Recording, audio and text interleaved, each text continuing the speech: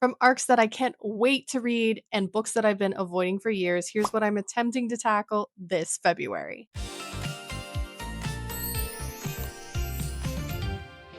Today, we're talking about my February TBR, but before we dive into the chaos of what I'm reading this month, I want to quickly recap what we read in January. February is a mix of advanced reader copies that I have to read, books tied to my 2026 reading goals, and some emotional picks I already know will ruin me. So, first, let's rewind to January. One of my reads for January was Binding 13 by Chloe Walsh, and I was completely obsessed. It's definitely an emotional book with heavier themes, and there were moments where I got misty eyed, and I immediately started keeping 13. It reminded me how much I love character driven and emotionally intense stories. It definitely influenced some of my picks for February. I also read The Last Kiss of Summer as an advanced reader copy, and this one surprised me. The story was beautiful, the chemistry felt real, and it's just one of those books that stays with you. That said, it's heartbreaking. It's not a light read. And while I could sense where the story was going, it still hit really hard, and it definitely set me up for wanting to read more emotional reads going forward. Sibylline gave me major nostalgic vibes, like being back in high school or middle school, even,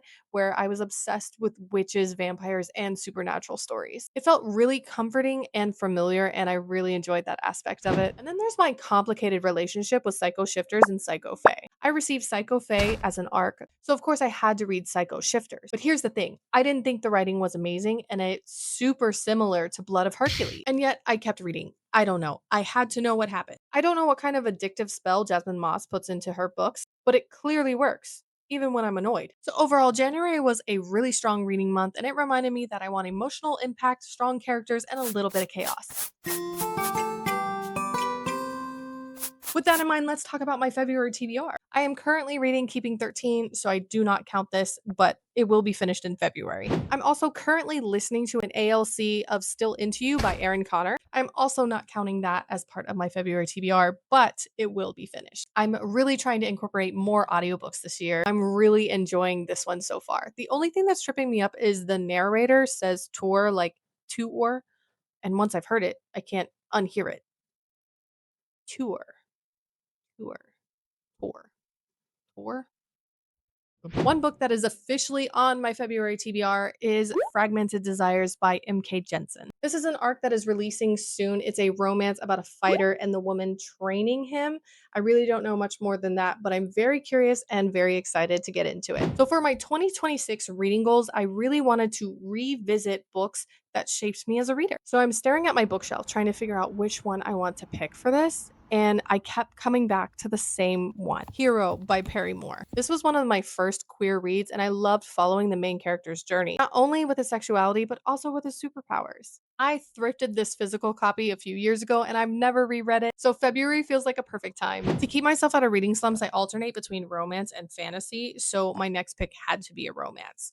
And I have The Girlfriend Agreement. It's a college romance with fake dating. He needs to appear more mature to take over his grandfather's company, and she needs money. So, of course, they start fake dating. Obviously, feelings happen. Also, this book is absolutely stunning inside and out.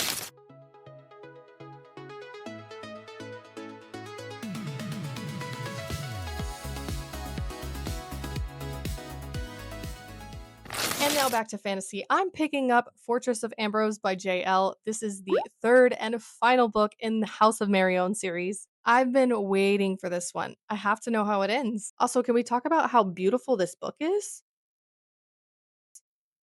I'm so excited to finish this story. I also have an arc of First and Forever by Lynn Painter, which doesn't release until May 12th. I haven't read a Lynn Painter book yet, even though I do own a few, so this would be my first. It's a football romance, and I'm mentioning it because it might appear in February, but I'm not going to pressure myself to rush it. Will it happen this month?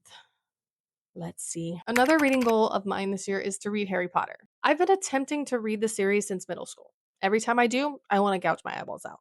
I like the movies though, so February might be the month I give Harry Potter and the Sorcerer's Stone another shot. And lastly, I'm thinking about reading The Last Letter by Rebecca Yarros. I'm seeing everyone on social media crying, no, sobbing over this book. And honestly, I think I want to cry too.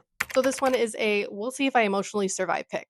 So that's my February TBR, a mix of arcs, rereads, fantasy, romance, and emotional damage. Let me know in the comments which of these books I should prioritize or if you've read any of them already. And if you like monthly TBRs and weekly reviews, make sure to hit that thumbs up button and subscribe because I have a lot planned for this year.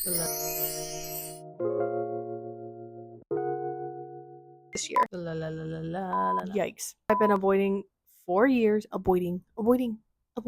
Today we're talking about my February January. Felleman. It's Felleman, not Melman. The story was beautiful. Familiar. Go away. Helicopters. I don't know if you can hear the helicopter. Probably. It's getting louder. What is with these helicopters? Where's everybody flying to? Jeez Louise.